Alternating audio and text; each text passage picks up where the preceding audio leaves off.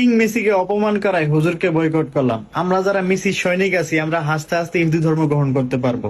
সারা রাত প্রার্থনার চাইতে মেসির একটা গোল দেখা অনেক সৌভাগ্যজনক, অনেক বেশি সৌন্দর্য। আর্জেন্টিনার এবং ব্রাজিল ভক্তদের জন্য এই ভিডিওটা।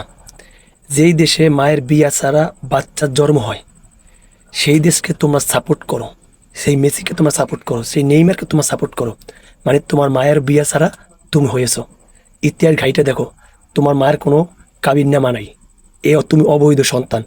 তা না হলে মুসলমানের সন্তান হয়ে কখনো এই সমস্ত বেদুইনদের সাপোর্ট করতে পারে না।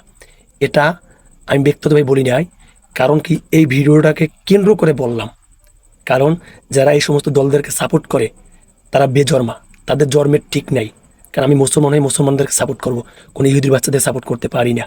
আর যে নাস্তিকের বাচ্চারা, এই যে নর্তকী মাইয়ার আছে না, প্রত্যেকটা পতিতার সন্তান পতিতলায় থাকে, দেহ ব্যবসা করে, খাট খাওয়ায়।